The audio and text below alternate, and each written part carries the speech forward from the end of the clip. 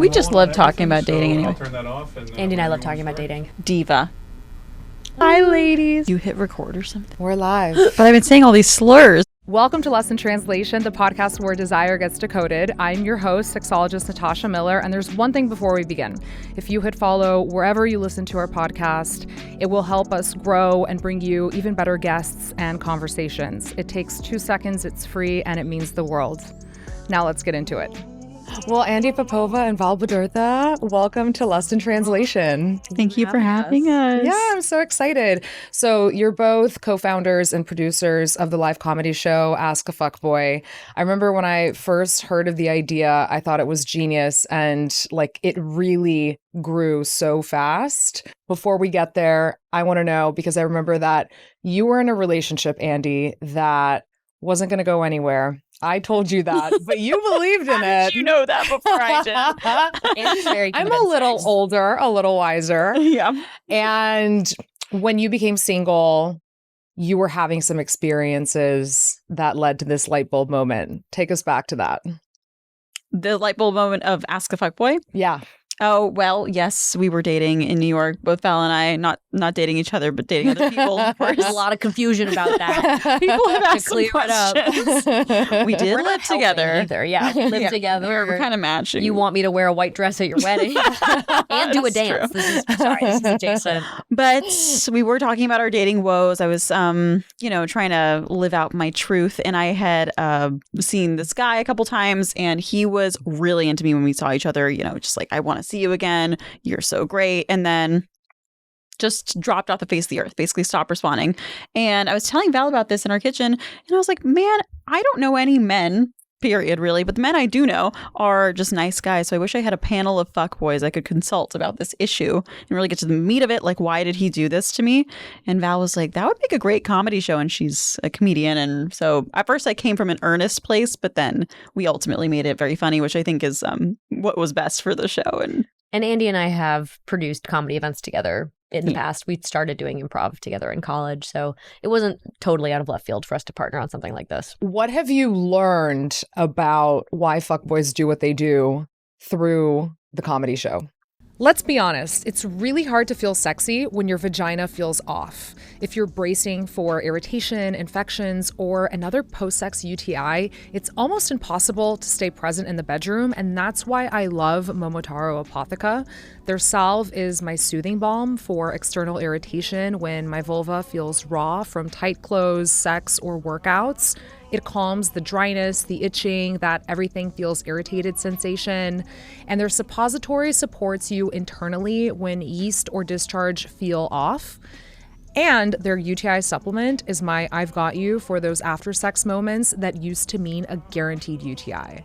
Now, when I know that my vagina is cared for, I show up way more confident and relaxed in bed. If you're interested, you can build your own ritual at momotaroapotheca.com with code LUST for 20% off.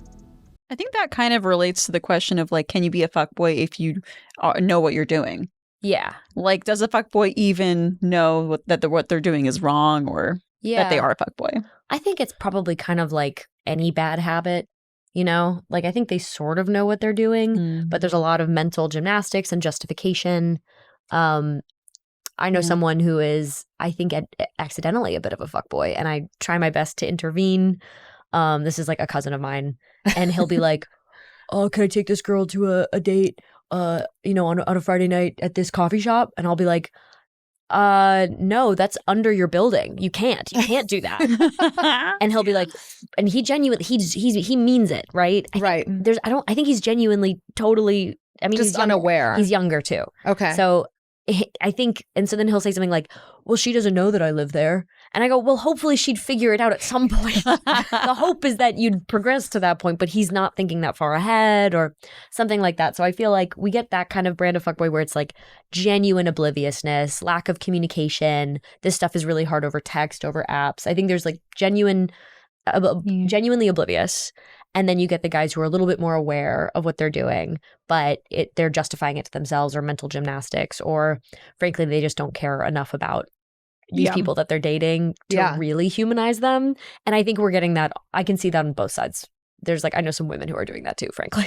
Oh, yeah, absolutely. I Yeah. mean, I went through my fuckboy phase when I Yep. was single, and I would always usually date more than one person at the same time until, you solidified something with someone. Yeah, But yeah. yeah. And I think people can do that non-fuckboyly, like ethically or whatever, but Transparently, I think but is the key. but I've also been a fuckboy in the past. But so. I also had this weird thing where the two men that I've had serious relationships with, the second one I'm married to, I always ran after them. Like the guys that demonstrated active interest in me from the beginning, I was like, I don't want that. Oh, that's so interesting. Yeah. Why do you think that is? I don't know. It just seemed like it was too easy.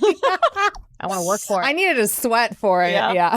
I think that's a very masculine thing too. I mean, yes, that's very human, and I think there's something about the chase that is very attractive. I used to be like you. Yeah. Yeah. What changed? I had a 0% batting average. I don't know what was wrong. I need a dating coach because I was like, well, not anymore. I'm in a relationship. But back in the day, I think 21-year-old Val was just like running around, like, shooting my shot left, right, and center. And I think men hated it. I don't know what it was. I think maybe it was just like too early. Like men say they want a confident someone to approach with them. Like I tell my guy friends, like, oh, I would just walk up to a guys at the bar and be like, hey, what's going on? All my guy friends are like, I would love that. That would make things so easy. And I'm like, would it make it too easy though? Yeah. They say they want it, but I don't know if they do. I don't know. Yeah. I don't know. I think it depends on the guy, obviously. And maybe now that I'm older, it would work because now men probably in their, early 30s or whatever don't care. And Right. they're like, they don't see it as a red flag. Yeah. But I don't know. I also think that maybe I was giving off crazy energy. Who knows? Andy, you probably could speak to it. You were there. I had opposite problems. I had just I couldn't talk to a man until I was like 25 years old. What do you mean? I grew up with a sister. I never hung out with boys. I didn't do sports. And then I went to an arts high school where there were only gay men. And it's just like, I didn't have a chance to talk to a man until I was. Me too. I had sisters, musical theater, all of it, only gay friends. And then maybe that's why I did such a bad job approaching men is I was you, but with like terrible confidence. I couldn't even get out there. Yeah. I actually always had more guy friends than I did girlfriends. And then working in finance, you're just all around all the bros. Yeah. And because I've always felt so comfortable talking about sex and like relationships and dating with the guys, they always treated me like one of the dudes. That's such a hot girl thing of you, Natasha. As if you needed one more thing to make you hotter. So I learned a ton of stuff of like how to date through that. But I just remember that when I would talk to Andie about what she should do in certain fuckboy situations, whatever advice I gave, Andie would not follow. And it has served you well. Like what? In dating. Really? Remember how I'd be like, oh, he's taken 3 days to text you. Wait 3 days to text him back. Oh, that's and you'd be like, no, I'm going to send him a message and I'm going to be very clear about my boundaries. You've learned so much through Ask a Fuckboy. You were both single when you started. Now you're in relationships. So what can you give in terms of dating advice that you may not have followed in the past that worked for you with like age and experience? I think Andie and I represent a spectrum of approaches that could work for a variety of people. I think if you're more like Andie, Andie's approach 100%. I think if you're more like me, my approach works 100%. For me, it was more about protecting my feelings, going on these apps. It was about not having too much buy-in too early, not all my eggs in one basket, not in a fuckboy way, but kind of in just like a don't get too attached, because I think before 3 dates, 3 weeks, 3 months, you don't know that this person is who they say they are. Yeah, absolutely. So I was like, these people, like this man is a figment of my imagination. I don't believe in anything. Like you have to prove yourself over time to me. So that approach means that I'm much more chill. I didn't ask a lot of big questions early on, and I skew avoidant. Okay. So I sort of was trying to just enjoy myself and evaluate their behavior and see how they did, and be excited if they were being great, and obviously if I feel like things are lagging, get out. But I think that's the opposite of how Andie approaches things. Yeah, literally. Like, which is, by the way, your advice is what I generally hear. People say, show up for the first few dates, just see if you like this person as a person, and don't have any expectations. And Andie comes in with a different perspective. Well, yeah, I think that for me, I just started understanding myself a bit more growing up. And now I know that like I get really invested in people early on, and like I get really anxiously attached. And if and I know at this point you can't change someone who won't communicate the way that you need them to communicate with you. Like if they're not going to give you the level of communication that's going to keep you secure, it's not going to change. So I want to vet for that early on, and I don't want to waste any time. I knew I was, nearing 30, and so I know the countdown. The countdown. I wanted to have a bunch of kids, and I thought that might be a possibility. So basically, me asking serious questions up front, me telling them up front, like, I want more communication. That was a way for me to waste less time and also not become more invested in someone who might not be right for me. Yeah. So I think it's so representative of the anxious avoidance spectrum, not to make everything about that. Yeah. But I think that it's like why I will give a very different answer for me versus Andie. And if you are someone who is more like Andie, you should definitely take her approach, communicate all this stuff up front, ask big questions on the first date, which is she likes to do because it worked really well for her and her fiance. Whereas if I was on the receiving end of any of that, I think I would get a little overwhelmed. I would feel a little bit like, why is this so important right now? I want to just get to know you as a conversation partner first. Yeah. I like 3 dates-ish. And then you start digging into the deeper stuff. But that's because I am avoidant and I am less invested, I think, early on. Yeah. Well, based on that, why do you think that so many people are unhappy in their dating experiences? I think that people have a lot of expectations about love. They're like, I need to have this amazing person. I need them now. I need them by a certain age. I need to hit these milestones. And when you treat your love life like a career achievement, you're bound to have disappointments because it's not something that's really as much in your control. Yeah. You have to live your life and set your boundaries and put yourself out there. But at the end of the day, you might not meet your person for 10 years. So if you have this expectation every single day, it's not like a job you can apply for. It's something you just have to put yourself out there for and hope the universe, meets you with it. Especially on these apps, it really feels like a lottery ticket to me. You know, I went on so many Hinge dates that were fine, but not the one, Right. And I would sort of treat it a little bit like a video game where I'll keep progressing if everything, if all systems go at each stage, like if they're a good conversation partner on the first date, if they seem reliable and grounded on the second date, if they seem to be who they say they are on the third date, et cetera, et cetera.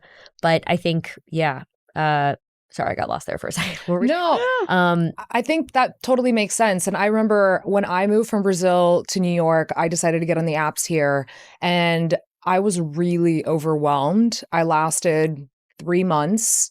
I did the whole 2 dates in one night, fielding a lot of different people.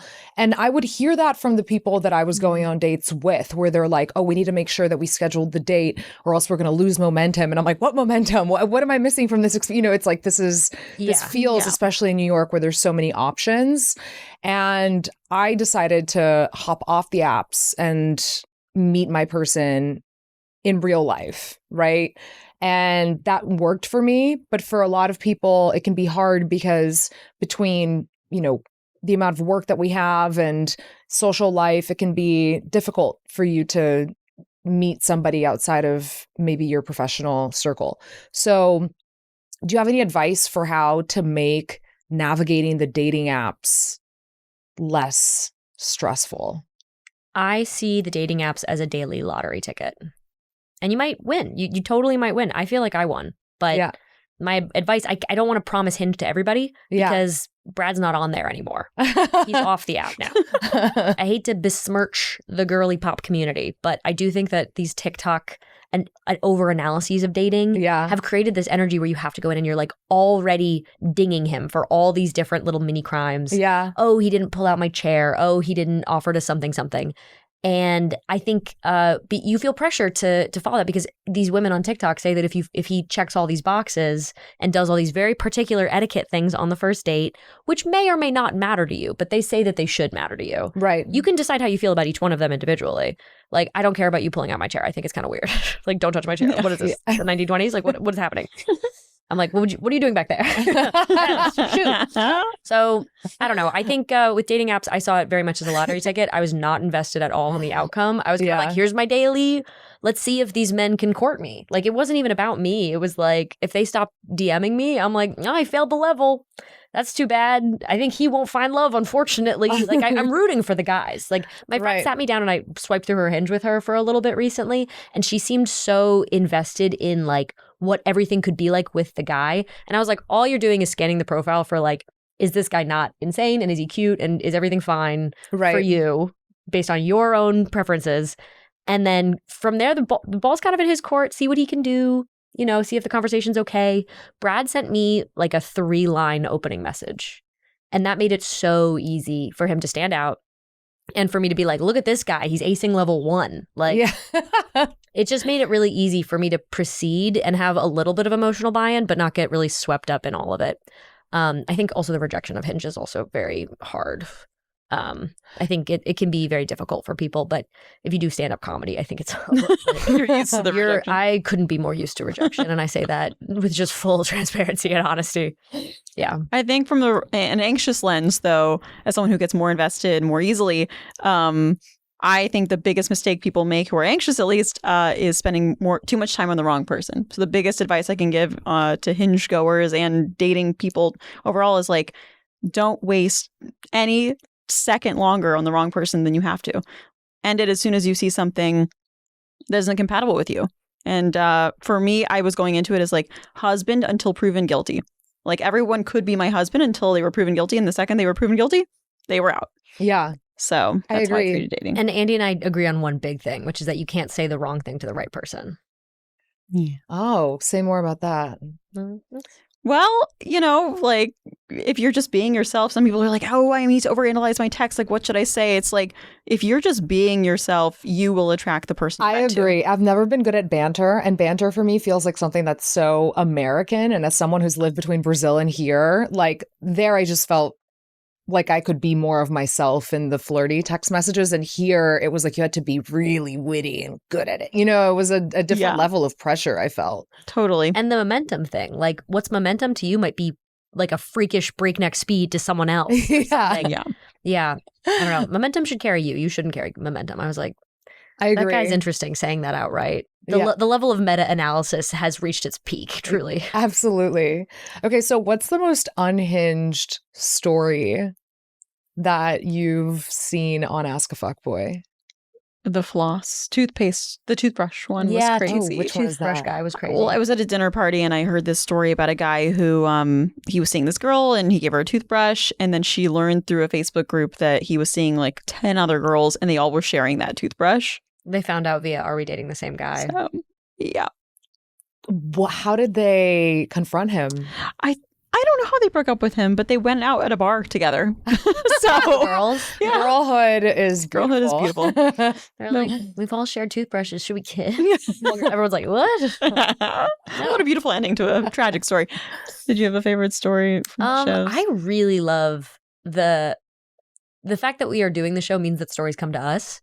Yeah. So the story about you and your friend Grace Oh, yeah. are crazy. They found out pretty much. Grace comes to us one night at the apartment and she's like, I have the perfect guy for the show.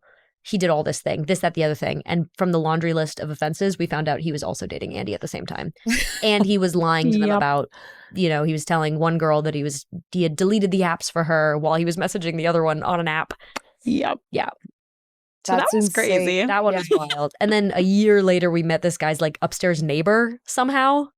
Like your reputation follows you is what I will say. And then the guy was like, oh yeah, he's a love addict. Like there's, 6 different women. Love addict is a really nice way of putting it. Yeah. He's an What euphemism for fuckboy? Menace. Menace is better. Actually, how would you describe a fuckboy for the uninitiated? Well, earlier you said a different brand of fuckboy, and that made me think about the fact that you can be, there's probably categories we should come up with. Yeah, like archetypes of Yeah. fuckboys. There's breadcrumbers, there's love bombers, and they are not the same. They are not the same. And then there's like mixed signals. Yeah. People. I think that the main consistent theme is inconsistency. Yeah. So if you're getting mixed signals from someone, he's texting you at 2 a.m. and then he's saying he loves you, whatever it is, or love bombing, which is a different form of inconsistency where it's like, let's go, go, go, go, go. And then where'd you go? Love bombing is like the breadcrumbing already prepares you for having such a low bar because you're like, oh, anything that they do, you're just really excited that they're showing up. The love bombing creates this future in your head. The promise is so big that I just feel like the come down almost feels harder in that regard. Absolutely. Yeah. You've been a victim of love bombing. Have you ever been love bombed? You couldn't love bomb me. That's what I mean. You can't. You don't buy into it. I don't believe. Love bombing requires, because my spectrum where I'm like, all the men are playing a little video game. Let's see who wins. It's a marathon, not a sprint. Who can make it to 3 months with me? Hunger Games. Exactly. I'm like, who can make it to 3 months being a normal human being who is fun to talk to? Those are kind of my only points if he's a silly goose. That was my one. From living with Andie, I'm like, I actually do think I need sort of a cartoon character flitting around all day. I was like, I need someone really silly. That was my one manifestation for 2025 was a silly goose of a man. And I definitely got one. But yeah, so those are my things. So it's like if it's a little, if someone tries to love bomb me, the inconsistency that would create, they lose the level. You know, right. It's like if Mario tries to jump too high or something. Yeah, you can't do it. Yeah. How do you think I would react if a man was like, "Let's take a trip to Belize"? Like how? No, it would not work. It would scare you. I would be like, "What the fuck?" Yeah, I would be like, "Oh my god, he's my future father of my children." Really? Are you a love bombing lover as well? Yeah. You know what? I have judgment for it. Anyone who's doing that kind of last minute planning, I'm like, why don't you have something else to do this weekend? I remember when I met my husband, the next morning when I came home from his house, I called my mom and I was like, I met my husband. The first time you saw him? Yeah. That's wild. Yeah, that's wild. Oh, I was going to ask you though, because at first it was the chase, but then you locked him down. Yes. Did you feel like your feelings about him changed after that? Or how did you continue to feel the excitement after the chase was no longer there? No, because the chase happened for a long time. You make that bread from scratch. You can enjoy that bread for a while. Here's the thing. I have been on Ask a Fuckboy. I've told the story of how my husband was one for the first, 4 or 5 months that we were together. And a lot of people, I remember when I presented at the show, the girls were like, oh my God, tell me what worked. Like, how are you able to reel him in, right? And it's less about the strategy. And I think there were a few things. Obviously, I dealt with the breadcrumbing because he was that kind of fuckboy. I also understood that he was coming out of a divorce, like 2 years post-divorce, which for a lot of people is enough time. But in his situation in particular, he was finding himself in that process and finally really enjoying being single. But I did communicate a few things during that time that I think helped. The first time was we met one night. I woke up naked the next morning in his bed and we did not have sex, but I wasn't sure of that. That's something that came to light later on. A Cinderella tale.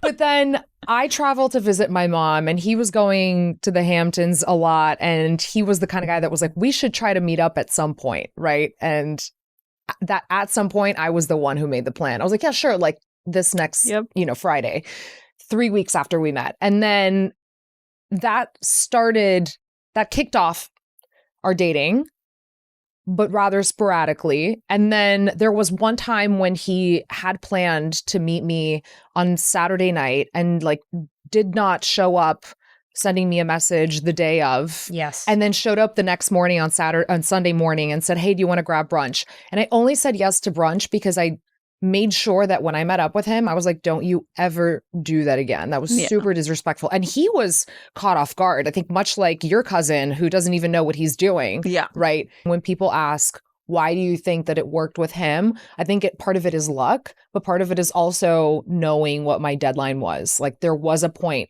when I told him, hey, like it's make it or break it. This isn't I've had some fun and I really believe in you and us. Yeah. But if this doesn't change now, I can't have this. So that reminds me so much of, I was on another podcast and she asked like, can you tame a fuckboy and like, how long should you wait for someone to come around?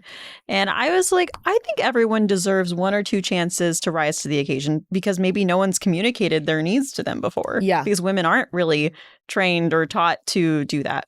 But yeah, and the if he wanted to, he would thing can come with a grain of salt. Totally. Yeah. If he Which knew, is one of the questions he I wanted would. to ask you, because I do think that if he wanted to, he would. Sometimes the timing is off or the guy might be unaware of what he's doing. But for the most part, I do think that men will rise to the occasion when they really want to. Yeah. If they know and they want to, they would. Yeah. So if you tell them, they will. or they won't. And I think that's what it is you have to communicate to them. Yeah, absolutely. Yeah. The last thing I'll say about that is he was known to be a really kind man. He was kind with me when we were together, and his friends also very much loved him. And I think kindness is a factor that you should certainly pay attention to if you are trying to reform the fuckboy in your life.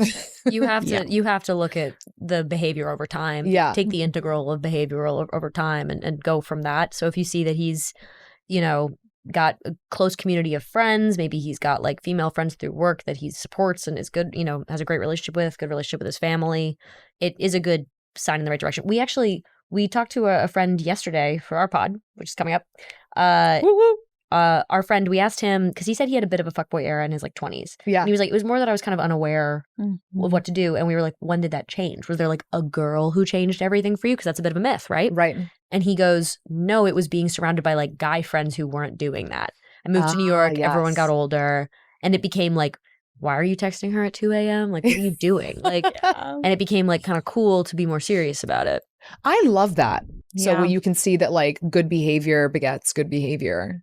Yeah, I think it's also kind of like akin to drinking in your early 20s, right? Yeah. Every frat boy moves here to New York and is drinking with his buddies every weekend. And I'm sure this behavior feels a little bit more acceptable in that context. And Totally. it is true that Eventually. you run out of steam. You can't take it anymore, Yeah. You're like, that makes me sick in the same way that maybe some of this fuckboy behavior eventually does. Yeah. Okay. I want to go through a round of hot takes with you. Oh. Coffee dates. What do you think it says about the man's interest in you? Oh, if he suggests it. Yeah. If he suggests it. First date. First date, fine. First date, fine. Hot take, first date, fine. But not conducive to romance. No. And the next one can't be a coffee date. And I've been on a coffee date where the guy was already seated and he had his coffee in front of him. So he had already He was going gone up through and ordered. first round interviews that day. He had his coffee in front of him. And I was like, okay, I guess I'll go get mine. And I'm like, if that's... He didn't offer you That's your little slick bad. move to get out of a $6 coffee. My hat goes off to you, sir. What a smart thing. I did not go on a second date with him. I mean, it also was not conducive to a relationship either, but that whole date. But anyway. Is it a green flag though? That it means he doesn't want to necessarily have sex with you on the first date. Like he's not trying to. Yeah. It's a little bit of a green flag. So here's my take on it, because I did one coffee date when I was single and I hated it. I am a drinks girly though, so that's my own personal preference. But I think that when a guy is really interested in you, he's going to make an effort for something more seductive. He wants to impress you. And there's nothing less impressive than a coffee date. But Agreed. for a woman, it can be a safer option. It can be like a time-saving option for you to vet someone, right? You're busy. You're in New York. So I think that like for women to enjoy coffee dates is fine. But I think that when a guy suggests a coffee date, I kind of think that he's being a little too much of like a time optimizer. Maybe he's not so sure about you. Agreed. And if you suggest it and he reacts poorly, it tells you everything you need to know. Yes. Because he's not going to get laid. So he's pissed about that. Do you think if you met your soon-to-be husband on a coffee date, do you think it would have derailed the entire courtship? My argument is no.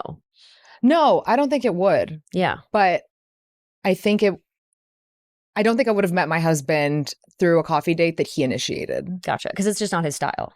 Not his style. I feel like I could have met my boyfriend on a coffee date. And I think if the connection is there, you can be going on a walk, you can be on a coffee date. I don't think it really matters. The only thing is I think it strips away a little bit of magic because we had this like magical kiss on the dock at night under the star. There's no stars in New York, but like in the rain. And we frequently, when we're on that same spot, we'll go back and have a kiss there. And it's like, we probably wouldn't have kissed if it was a coffee date. That's true. Yeah. That's very true. What about FaceTime as the first date? It runs into the same problems, I think. Same problems, same perks. Because I have some friends who are doing Zoom dates because they're kind of unsure about these guys. And they're like, this is a way to vet the connection. Is a good conversation partner because that's very important to them in a safe, distanced way where the man can't be mad that he paid for dinner or whatever. So you're avoiding a lot of the regular problems with dating, but then you also are avoiding the magic too. And it does kind of feel like a Zoom interview. Yeah, I agree. So fun fact, 68% of singles have used FaceTime dates as their first dates. 70% said that they would video date again. And of those who video dated during the pandemic, 50% fell in love during them. Wow. Interesting, right? I don't know if I trust the stats from the pandemic, though, because we were all over Zoom. Yeah. So everything was reduced to that. That's true. Whereas Zoom now, it's like just for business. Yeah, that is really surprising. And I wonder if people will continue to do that. I encourage my friends who do FaceTime dates. I think it's a good way, especially in New York. You're so busy. Like, Yeah. make it work for you. I've never been catfished, though. Oh, yeah. Me neither, I would say. I don't think I have. Yeah. Which I would say is actually the number one reason I've heard friends who have done FaceTime dates to make sure that they wouldn't be catfished. That's smart. That is smart. Although a catfisher probably wouldn't commit to a FaceTime date. Yeah. Because they know that. That's where they'd bounce. Men have lied about their height incessantly. That's true. That is regular. And some of my female friends use some photos that are a little old, little 2 to 3 years old. Yeah, I do that. Men add 2 to 3 inches, and women use photos from 2 to 3 years ago. I remember That when I is was on so the funny. apps, I used to say I was 5'3" because I thought it was cuter if I was shorter. You're like 5'5". What are you doing? Yeah, I just thought guys liked Show that. up, and he's gonna be like, "What?" But apparently my That's fiance terrible. said that he actually prefers taller women because then you can have, basketball playing kids or whatever. Like he wouldn't care if she's taller than him. Okay, we can unpack that basketball thing later. We don't have time for this. But So apparently be yourself is what I'm saying. I will say, I did something I did do is I lost like a little bit of weight, and I would use the older photos on the apps, and then I'd show up to the date like. And I think it really just came off like you take bad photos. Like, it wasn't a meaningful amount of weight. It was like 10 pounds or something. But what if they enjoyed their meat with the potatoes? Yeah. He's like, where's all the ass? Where is it? So I love that you brought this up because research does show that we tend to engage in aspirational dating. Guess the percentage that we tend to punch above our own weight when we are chatting up someone on the apps. If you're a woman or a man. Just overall, Overall. everybody's average. Yeah. 25%? Yeah. Exactly. 25. 25%. Hell yeah. Thank you. Stats minor. I think that's not very relatable for me and Andie because I think you and I always liked the idea of like a man who was successful. successful. Like someone who would really like us. Mm. Like I always liked the idea of dating like a shorter guy because I'm 5'3", actually 5'3". Yeah, I know. I'm appropriating our culture. Appropriating. And so I kind of felt like, I don't know, and I'm not sure you should date this way, but I think it's a very like early 20s mindset of like, I should date someone who I'm special to them and valuable to them. So it's like, I dated a man in his 30s because I was like, I'll be such a special thing to him. And I don't think it works. I think it's a terrible system. You should date men you want to date and not men you think will want to date you. Does that make sense? Yeah, that makes sense. Yeah. Okay. Yeah. What should women do if their partners are being hesitant about taking the next step? Doesn't everybody deserve a chance to grow? I think a side step would be like every person deserves to feel really chosen in the relationships once they're locked in. So once you're with a boyfriend, a partner, a spouse, whatever, I don't think there should be any doubt in that really. Once you're in. Right. I understand that people have, differing paths to get there. And, you said everyone deserves like 1 to 2 chances to try to communicate. That was always your move, is you'd be like, hey, I'm not sure this communication style really works for me. I'm more of like a, texting within 24 hours. So ridiculous of you. So crazy. You'd be like, I tend to, prefer a little bit more communication, direct communication, blah, blah, blah, blah. Like you'd give them an in. You'd give them a chance and to rise to the occasion. You gave Flavio a chance to rise to the occasion. You said, don't do that again. Mm-hmm. But then once you're past that 1.5 chance, I think you need to feel really chosen, because I've been in a relationship where it felt like I wasn't super chosen. And I think I always knew that there was like an end date. Like I just think it was such a struggle to be like, I'm going to be dragging this guy down the aisle. Right. Like that's stress you don't need in your life. I promise. I agree. Yeah. This is why I'm really glad. I think all of us met our partners in our later 20s or early 30s, right? Yeah. And I think there's a difficult thing about meeting someone younger where you might actually end up being compatible enough to get married, but because the momentum is kind of lost early on. This is where I think momentum actually matters in you know, you start dating when you're younger, you're not really there yet, and then you get 5 years in, and then you have to just decide out of thin air that you're ready to get married. Whereas when you're dating later in life, it's easier to like after a year be like, yeah, I mean, I know we're gonna get married. So, so I would say it's some more understandable maybe early on when you're younger, but then later on, there's nothing better than looking someone in the eyes who just like wants you so badly. You're so sure of it. And you're like, I am their person. Yeah, absolutely. It's crazy how much we change in our 20s. And it's funny how we romanticize meeting someone very young. And there is a beauty to that. Like you think, okay, when you're 80, you've been together for 50 years and, you know, all these things. But I think that there's a radical change that happens between 20 and 30, more so than 30 to 40, as someone who's 36 and has felt such a shift in my experience. I really used to envy the couples who met in college because I was like, oh my God, all they have is all this data, because I'm very like data driven. So all they have is like 10 years of data that they are continuing to choose each other. So when they get married at 30, they know they can proceed totally with confidence, because I didn't imagine that I could ever achieve a level of confidence so quickly. Right. And now that I am moving in with a guy after about a year of dating, I'm like, oh no, I feel extremely confident. And I didn't expect there to be so little doubt. And so I underestimated how quickly you can move. And also, I think the partnerships that happen later in life are almost, I see them as even more meaningful sometimes, because it's like all he and I have are reasons to not believe in the relationship. We've had more heartbreaks than people who met in college. Right. We've had more missed opportunities. All we have are reasons to not proceed, and we are anyway. So I almost wonder if like the bond is stronger because of that.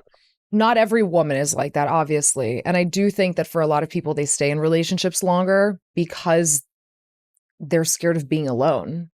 Well, that's something that Andie and I have definitely debriefed many a time. And another big similarity between us and our dating approach, we both were so comfortable being single.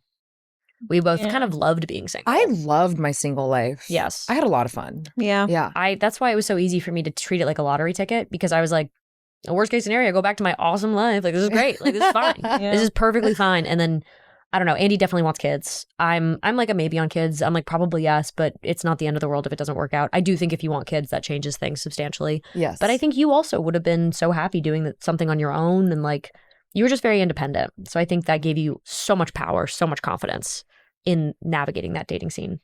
Yeah, I remember having a conversation with my parents where I was like, I don't think I even need to have a kid anymore. I have money saved up.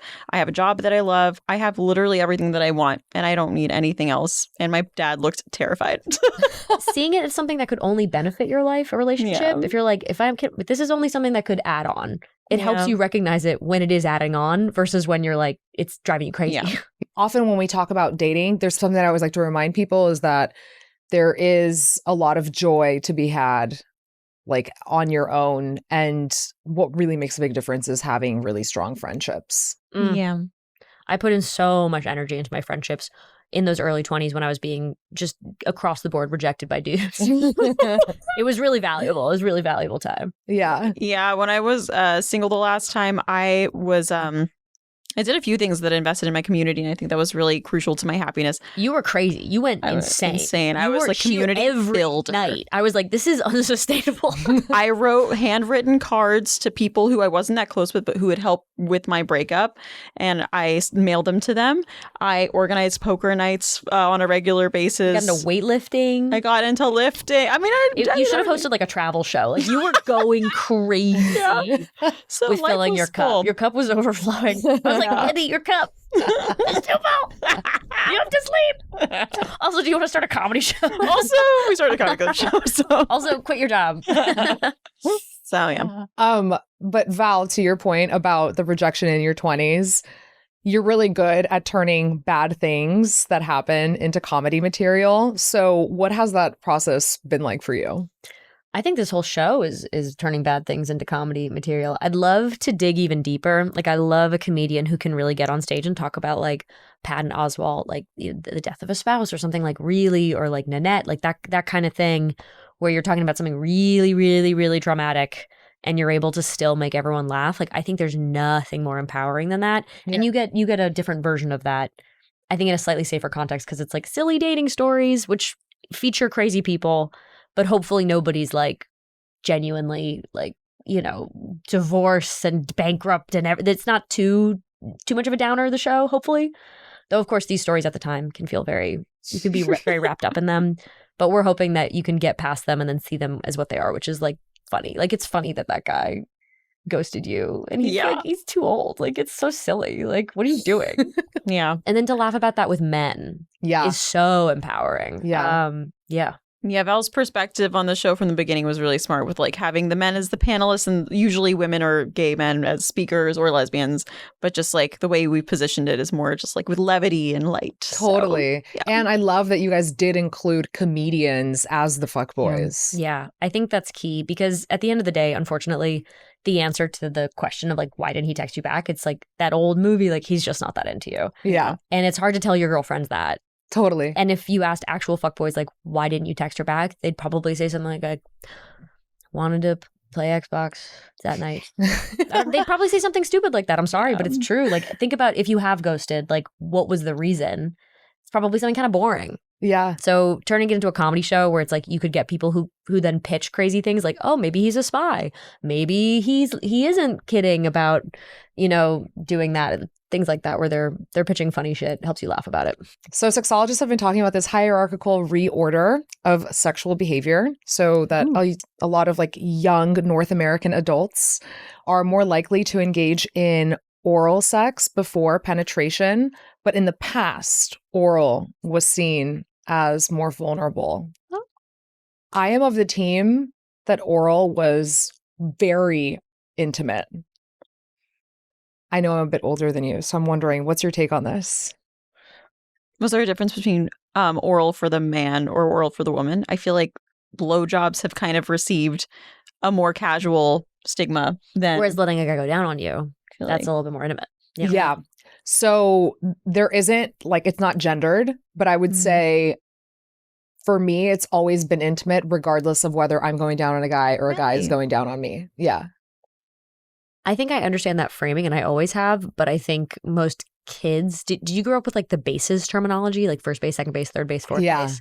I think that sets the standard for like most middle schoolers learning about this for the first time. And you kind of like think of that as the progression. That's but definitely I feel how like it's progressed for me. But I feel like what's in each base has like changed over time. They're changing the bases. They're changing the bases. I feel like for our generation, oral sex was the step before precursor penetrative sex. That's crazy. But that's me. interesting. Yeah. I never thought of it another way. But I always, I remember at the time people would make comments. They'd be like, blowjobs are so intimate. Like there's stand up about this where it's like, blowjob, my penis is inside your head. Like that's crazy. Whatever. Or like letting a guy down on you. Like I see that as extremely intimate.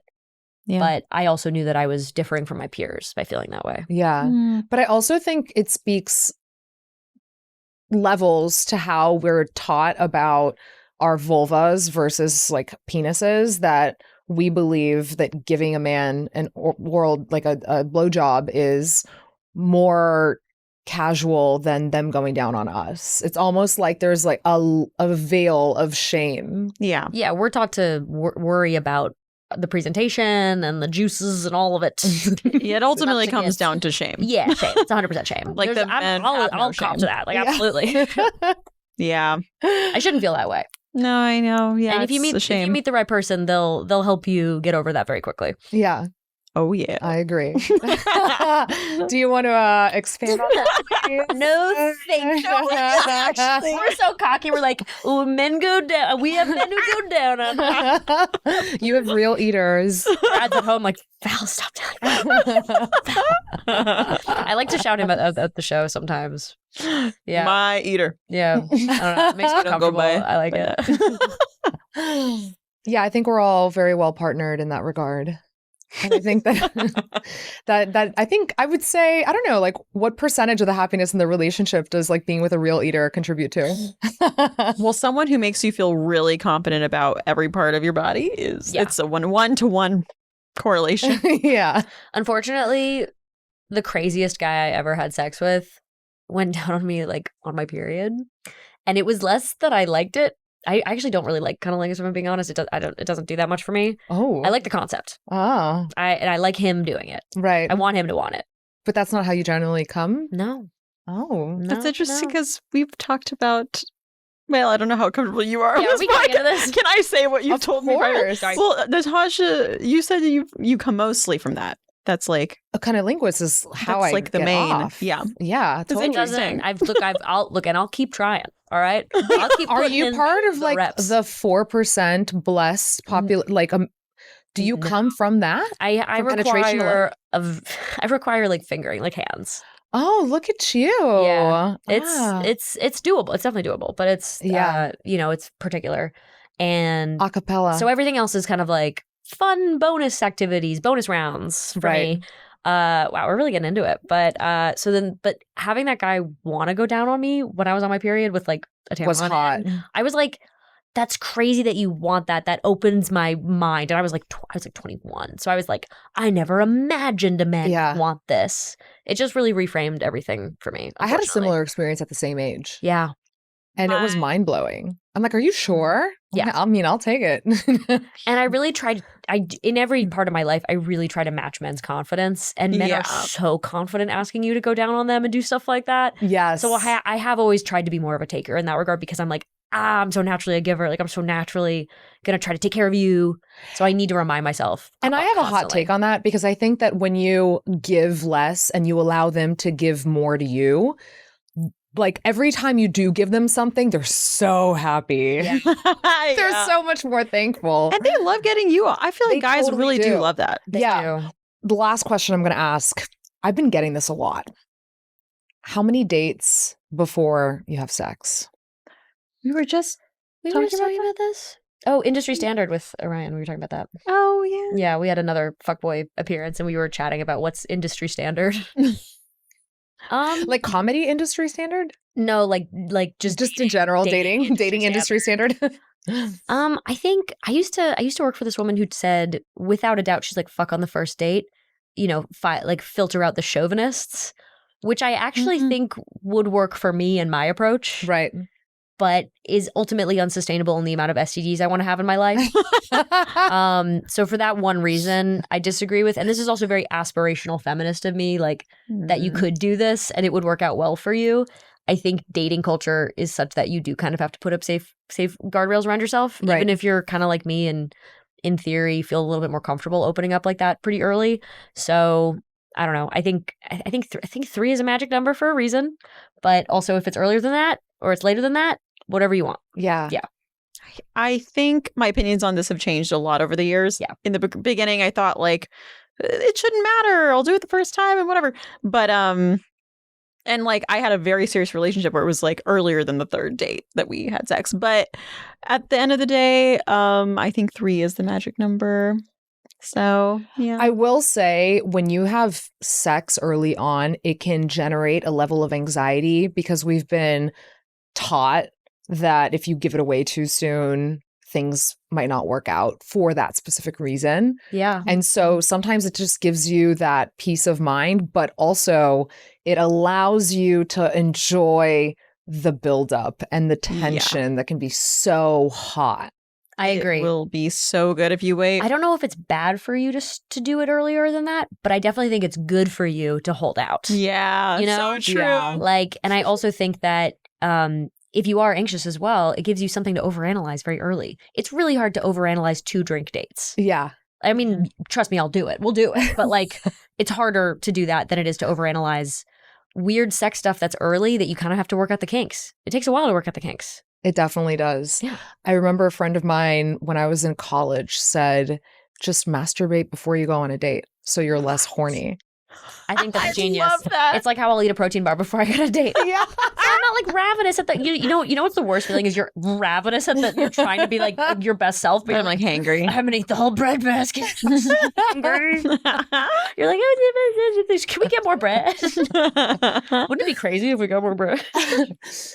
I remember when I was in college, I studied abroad in France, and there were a lot of study abroad students from England. And they told me that in England, it's actually quite common for you to have like the sloppy one night casual sex. And then if that went well, you invite them out on a date.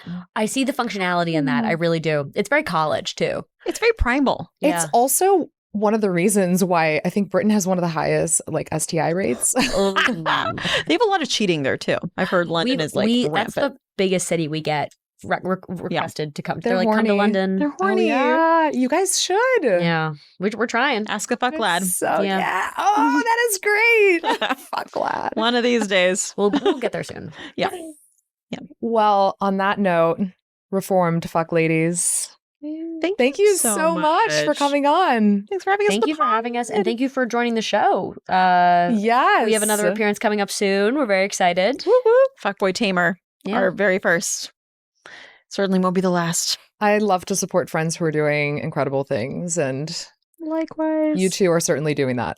And if also I can give you a shout out for one other thing, your first set with us was one of my favorites ever because you were so charming and effervescent that one of the fuckboys on the panel, it was a first, started flirting with you.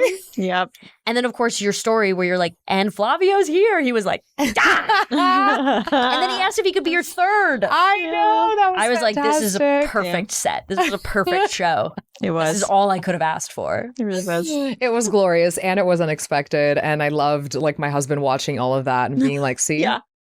See what you got? He was so much fun to have on too. He was like, oh, I'm a busy man. I'm sorry. Like, perfect. I love it.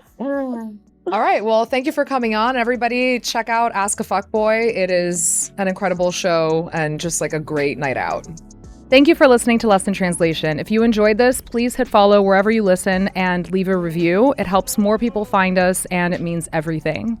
See you next week.